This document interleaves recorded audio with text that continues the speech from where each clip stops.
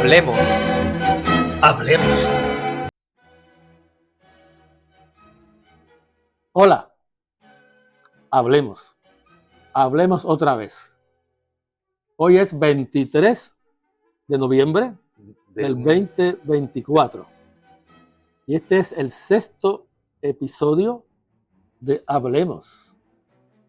Y debemos recordar a los amigos que nos escuchan y que nos siguen a través de las redes sociales que el propósito de Hablemos es una conversación sobre Puerto Rico, particularmente la historia de Puerto Rico, su historia política, económica y social, pero destacando aquellos datos o detalles que no se enseñan en las escuelas, que generalmente o se descuidan o se brincan porque no hay tiempo para discutirlo.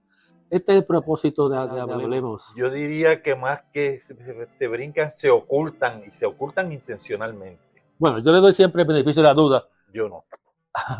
A los amigos y a las personas que están a cargo del control de la educación. Algunas se ocultan y otras se olvidan o no le dan importancia. Y antes del inicio de este programa estábamos hablando de por qué es importante conocer la historia. Hay un pensador que dijo que aquel que ignora la historia o no la conoce está condenada a repetirla. Yo creo que la historia se repite aunque la conozca o no la conozca. La historia se repite porque se repiten las mismas causas, las mismas circunstancias económicas sociales. Cuando hace un siglo atrás hubo una guerra, como ahora hay guerra en Gaza, en Israel, en Ucrania, fueron por las mismas razones. Ambición de tierra o deseo de seguridad o distintas circunstancias que se repiten. O sea, que la historia se repite, no claro de la misma forma, pero se repite porque son las mismas circunstancias que se repiten en la conducta de los seres humanos. O sea, que tú las reduces todo a razones puramente económicas. No, mencioné sociales y políticas. Sí, pero esas sociales van atadas a otras económicas. Bueno, ya que hablas de razones económicas, recuerdo a aquel filósofo alemán del siglo XIX que se llamaba Carlos Marx, el famoso Carlos Marx, que no era marxista, el marxismo vino después de él. Carlos Marx decía que la historia se repite, primero como tragedia y después como comedia. Con esa frase él comienza su libro El 18 Brumario de Napoleón III. Un libro muy bueno, muy interesante que debemos leer. El 18 Brumario de Napoleón III. Napoleón III era el sobrino o descendiente del primer Napoleón Bonaparte. Parecen palabras de Shakespeare. La historia se repite, primero como tragedia y luego como comedia. Pero hoy regresamos a lo que iniciamos en los primeros 2 episodios, que es historia de Puerto Rico. Los últimos 3 episodios los dedicamos a la política en Puerto Rico, a los últimos incidentes relacionados con las elecciones de noviembre, del 5 de noviembre. Así que vamos a regresar hoy al propósito inicial, la historia de Puerto Rico. Hace 3 semanas hablamos del descubrimiento de América, el descubrimiento de América. Y ese día mencionamos que era descubrimiento porque los europeos, a través de los viajes de Colón, colocaron al Nuevo Mundo en las rutas del comercio, en la búsqueda de especies, de textiles y de oro, intentando llegar de Europa a Japón y a China, que de acuerdo a los cálculos erróneos de Colón, estaba a menos de 4.000 leguas. No, desde Occidente, desde España a Asia, hay como 15.000 kilómetros. No los 4 o 5 que calculó erróneamente don Cristóbal Colón. Estaba equivocado en la distancia. Y en el segundo viaje, que fue en el 1493, descubre a Puerto Rico. Yo Lo quisiera descubre volviendo a lo que señalamos. Yo quisiera hacer una observación sobre esa palabra descubrimiento, porque yo he estado pensando bien y he llegado a la conclusión que fue descubrimiento para los europeos, pues que los indígenas lo que descubrieron fue el atropello, la miseria, el castigo. Ahí, Eso fue lo que ellos descubrieron en ese proceso. este texto, Y todo eso amparándose en el manto del cristianismo. con el objetivo de evangelizar. Dios me libre de esa evangelización, la que hubo aquí, allá y en América en esos siglos XV y Doloroso. XVI. Fíjate, en este libro de Fray Íñigo, Abad y la Sierra, que recomendamos, se habla del descubrimiento de Puerto Rico. El segundo viaje de Colón eran 17 naves y habían muchos marineros y traían vacas y traían bueyes y traían gallinas y Eso fue en el gallos segundo viaje. en el segundo viaje. En el primero eran solo tres embarcaciones, en el primero. En el segundo eran 17 naves y luego Sebastián Colón, el hermano de Cristóbal Colón, llegó con 3 naves más y se unió con 3 naves más. Esta es una clásica fotografía, imagen de Cristóbal Colón. Existe una teoría bueno, no sabemos de manera exacta si Colón pisó la tierra de las costas de Puerto Rico. Mi creencia es que él desde el barco miró las costas de Puerto Rico, pero estuvo en el puerto de Aguada o de la Guada, cerca de lo que él luego llamó Guadilla, o sea, que el puerto de desembarco o de encuentro fue en algún lugar entre Aguada y Aguadilla, y Guadilla significa jardín. Fray Íñigo dice que no está seguro cuál fue el punto de desembarco, pero estuvo en la bahía de Aguada durante 3 días, del 19 al 21 de noviembre, por ahí. Y desde el barco vieron un hermoso jardín. Puerto Rico era un hermoso jardín, con una frondoso, múltiples árboles, el verde, y vieron en ese punto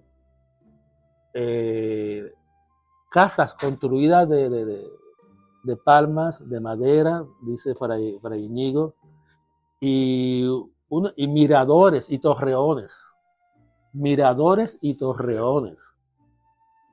Vieron en esa área de Aguada o Aguadilla, por ahí.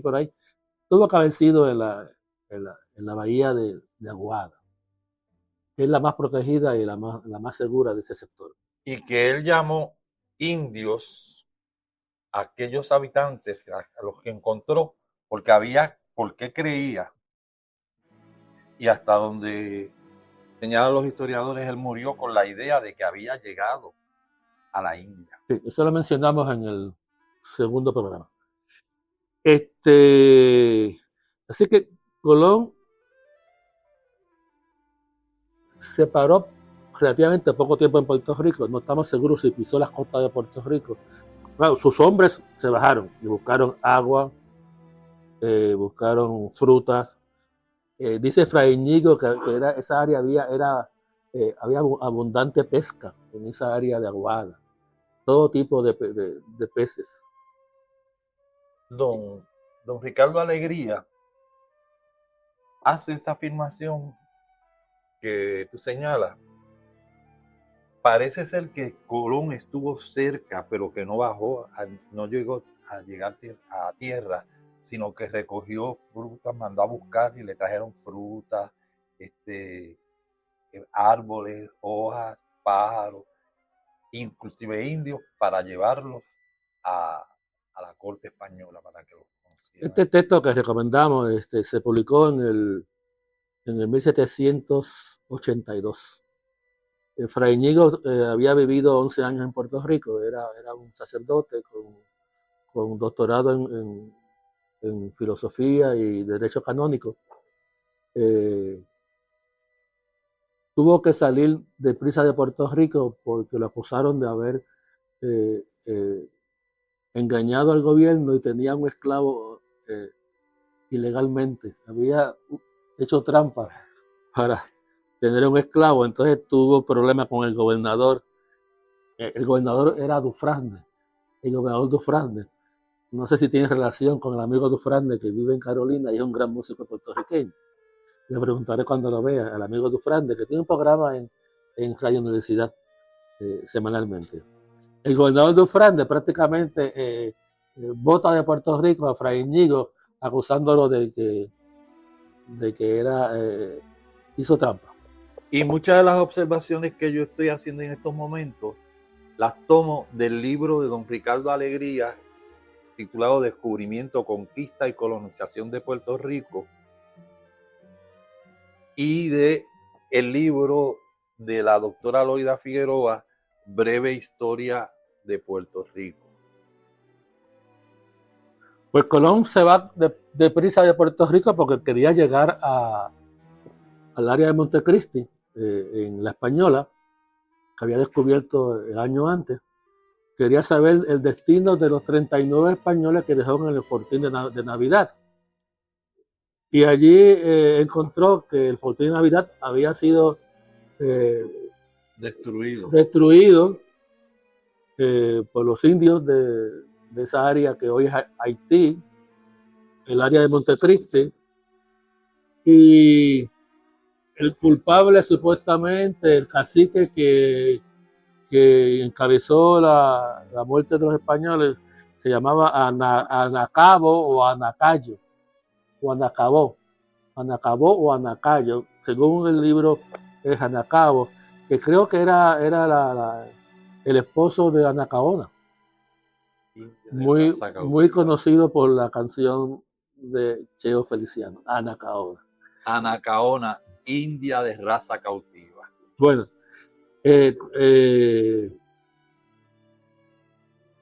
así que la prisa de Colón era llegar a La Española, no pararse en Puerto Rico, y allí encuentra el desastre de fortín de Navidad. Y dice Fray Íñigo que realmente lo que pasó fue que las desavenencias entre los españoles, fue lo que provocó luego el encuentro fatal o el choque con los indios del área de Haití, hoy Haití, entonces La Española. Así, Puerto Rico es descubierto en noviembre de 1493 y no es hasta 15 años después, hasta el 1508, que llega de La Española con la encomienda de ver qué pasaba aquí, cómo se podía aprovechar esta isla. Juan Ponce de León. Juan Ponce de León en ese momento era ayudante, era teniente bajo las órdenes de Nicolás Obando. Obando era el gobernador de La Española en ese momento. Antes de Ponce de León hubo otros que habían hecho acuerdos con el rey para venir a conquistar y colonizar Eso fue Vicente. y no lo hicieron. Ese fue el hermano de Martín Alonso Pinzón, Vicente Pinzón. Según los libros, lo que hizo Vicente fue llevar a la mona Cabros y cabros, cerdos. cerdos, y me imagino que desaparecieron rápidamente. Después de él hubo otro, Mm. pero cuyo nombre no me viene a la mente. Bueno, pero quien comienza realmente la colonización de Puerto Rico es Juan Ponce de León en 1508, y es el momento en que se encuentra por el área de Guánica con el cacique principal de Puerto Rico, Agüeybaná, Agüeybaná. pero que según Fray Íñigo se pronuncia Agüeynaba. Agüeynaba. Y allí es un encuentro feliz entre Ponce de León y... Hasta intercambian de nombres. De nombre. Juan Ponce de León toma el nombre de Agüeynaba o Agüeybaná, y el padrastro de Agüeybaná se le llama Don Francisco. La madre de Agüeybaná la llaman Doña Inés, y una hermana de Agüeybaná, Colón le pone como nombre Añasco, porque uno de sus compañeros de viaje, su apellido era Añasco. Creo O sea, que Luis Añasco. Sí, no era un nombre, yo creía que era un nombre indígena, no era un nombre traído de España, y la hermana de Agüeybaná, o la tía de Agüeybaná, mejor dicho, se le puso como nombre Añasco. Eso fue un encuentro muy amistoso en ese momento. En ese momento aún los indios no tenían claro las intenciones de posesión y dominio que tenían los españoles. Los tomaron como visitantes y le dieron visita como huéspedes. Eran huéspedes. De hecho, antes de intentar construir la construcción del poblado de Caparra, españoles e indios vivían juntos en las aldeas de los indios. Así fue. Pero creo que también es importante destacar que en la posición geográfica de Puerto Rico estaba como en un arco de islas, y Puerto Rico estaba en el mismo medio. O sea, que Puerto Rico era frontera para separar a lo que luego vamos a llamar las Antillas Mayores de las Antillas Menores.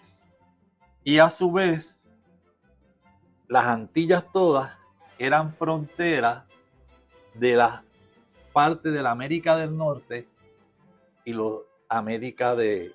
la parte correspondiente a la América del Sur. Y había sido frontera antes con los arahuacos y los caribes. Los arahuacos eran también los taínos.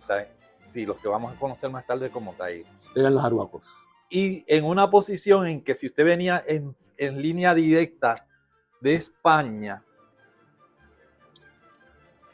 con lo primero que usted se iba a encontrar en ese arco era con Puerto Rico, como bien se ilustra aquí. Así es que la posición geográfica de Puerto Rico ha intervenido mucho, ha tenido mucho peso en su proceso histórico. En su historia, sí. Ser frontera nos ha, en el Caribe, cerca y así hemos sido hasta el día de hoy. En época de España se nos llamaba por esa posición antemural del imperio, llave de las Américas. Luego más tarde, con otros nuevos amos, fuimos puente y vitrina de la democracia. Siempre he dicho que sería puente para que nos pasaran por encima. Los imperios siempre han tenido vista a estas islas de Puerto Rico y del Caribe en particular.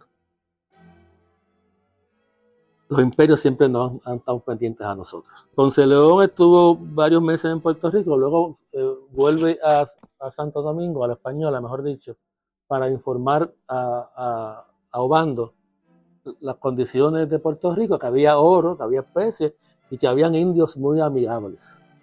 Descubre cuando llega a la Española que ya el gobernador no era Obando, sino Diego Colón, el hijo de Cristóbal Colón, que había reclamado sus derechos hereditarios en virtud de las capitulaciones de Santa Fe. Ahora que mencionas a las capitulaciones, la verdad es que cuando uno lee las capitulaciones, uno ve que Colón quería tener mayor mando que los mismos reyes y que el hijo Diego Colón no se quedaba atrás en las peticiones. No fue por mucho tiempo. Diego Colón nombra a Juan Cerón como gobernador de Puerto Rico. Ponce de León le pide ayuda a Obando, y Obando, con conversaciones con el rey de España, le devuelve o le otorga, mejor dicho, a Ponce de León el título de gobernador de Puerto Rico. Y es bajo la gobernación de Ponce de León que ocurre la primera rebelión de los indios en el 1511. En el 1511. Y hay dos incidentes que debemos discutir, porque es un cacique que algunos dicen que ahí dice que es guarionés y en otro lugar dice que es Aimamón. Le pide a los indios probar la mortalidad de los españoles. Y es el famoso incidente de Salcedo, donde un grupo de indios, cruzando un río en Aguada, por el área de Aguada, ahogan a Salcedo. Fray Ñigo dice Salcedo, Ricardo Alegría dice Diego Salcedo. Sí, Diego Salcedo lo recoge, y si te parece bien, puedo leer brevemente lo que dice. Dice: un viejo cacique llamado Urayobán, cuya aldea estaba situada en la costa oeste de la isla, cerca del río Guaorabo, que es lo que nosotros conocemos en estos días como Añasco, decidió hacer la prueba. La prueba se refiere a averiguar si era cierto que los españoles eran inmortales.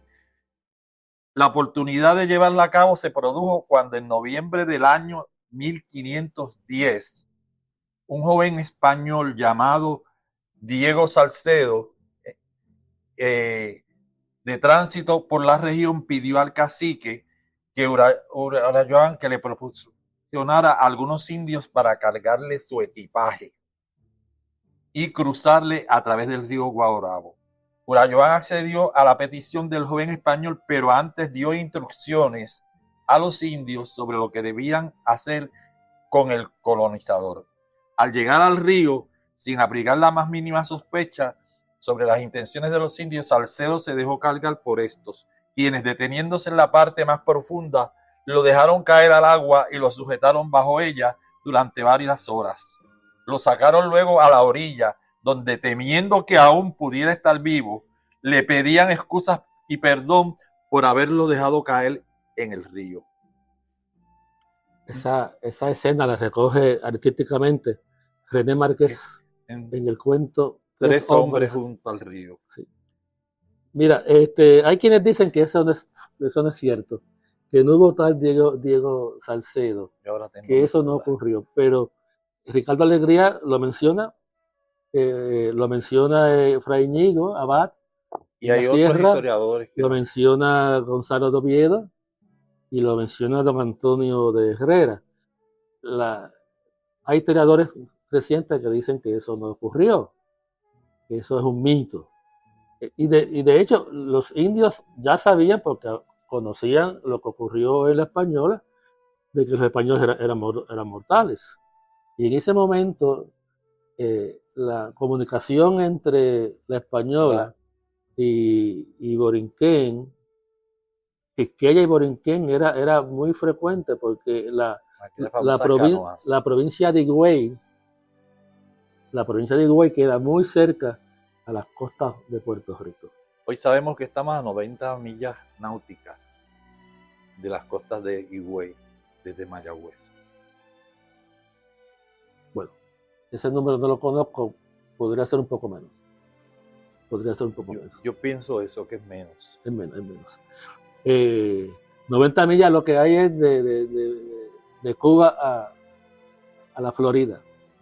Es famoso ese número por eso, las 90 millas que hay entre Cuba, el punto más cercano de Cuba y la Pues Florida. en el caso son de Puerto Rico 90 millas. y la República Dominicana tiene que ser menos, obviamente, es obvio. Sí. Hay otro incidente que también es muy previo a la rebelión o durante o un poco antes de la rebelión. Hay uno de estos caciques, Guarionés, Urayobán o Aymamón,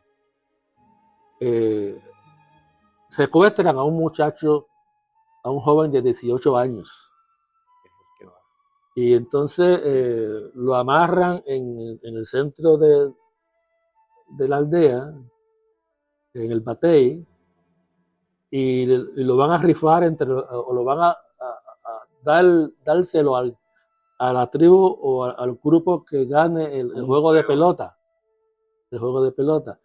Ese muchacho era hijo de un tal Miguel Suárez, que era un hacendado en esa área.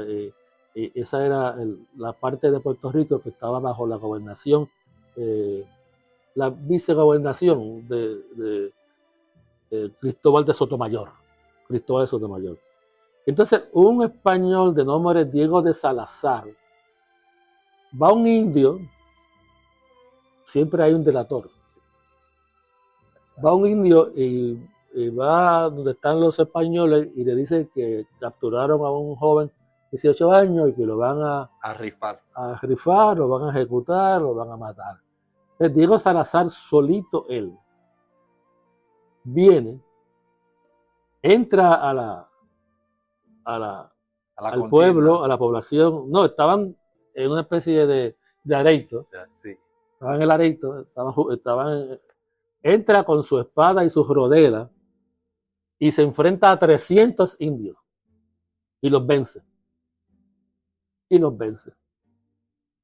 Y se lleva al joven secuestrado de vuelta a su hogar. Ese es uno de los incidentes. Y ahí interviene Sotomayor, el que sabía las lenguas, que conocía lengua indígena. Era otro que conocía. Había un tal Juan que conocía de las lenguas indias y sirvió de traductor y se convierte en un espía. Y es que cuenta los planes de rebelión de los indios. Bueno, la cuestión es que los indios se rebelan en el 1511, matan a Sotomayor y entre esas muertes está Guanina. Guanina era, según la leyenda o la historia, novia de Sotomayor. Eso aparece en la novela de Tapia Rivera, La Palma del Cacique. Esa historia de amor entre Guanina, Sotomayor y creo que a Guaynaba el Bravo. Ahora que acabas de mencionar, todo eso que acabas de mencionar, da la casualidad que miren la página y dice: muy pronto comenzaron a producirse los actos de rebeldía indios del cacique Aymamón, que reinaba en la región de Aymaco, Aguadilla. Apresaron al joven Diego Suárez y lo llevaron al cacique, que lo ofreció como trofeo en un juego de pelota. Por suerte para Suárez, un indiecito que le servía de paje corrió a llevar la noticia a los españoles. En el camino se encontró con el capitán Diego de Salazar, a quien relató lo ocurrido. Con solo el indiecito como guía, Salazar llegó hasta el poblado de Aymamón en el momento en que los indios distraídos presenciaban el juego de pelota. Llegando hasta el joven Suárez, que estaba amarrado en un árbol, lo soltó, lo entregó le entregó una espada y diciéndole, haced como viereis. Empezó a herir con su espada a los indios, quienes quedaron desconcertados y asombrados ante el imprevisto y valiente ataque de Salazar. El propio cacique Aymamún se le enfrentó a Salazar, quien lo dejó fuera de combate de un golpe de espada. Aprovechando la confusión provocada por este hecho, Salazar, el joven Suárez y el indiecito abandonaron la aldea huyendo en dirección al poblado de Sotomayor. Luego Aymamón, herido, lo manda a buscar Sí. para felicitarlo por su bravura. O sea, mira la hidalguía de los indios de Borinquén. Bueno, en el 1511 hay rebelión, pero no terminó en 1511. Hubo rebeliones en 1513. Durante todas esas esas primeras 2 décadas del siglo XVI, hubo rebeliones indígenas.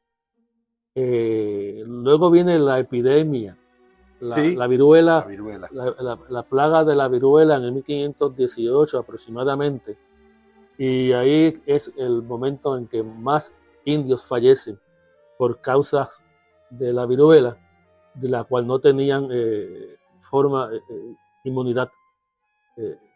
Eso también ocurre en América, en Mesoamérica. La viruela es la causante de la muerte de miles, cientos de miles de indios. En el 1518 es que llega el primer barco de negros esclavizados, africanos esclavizados, en 1518. La primera embarcación, el primer barco negrero. Ahí comienza en Puerto Rico el periodo de esclavitud africana.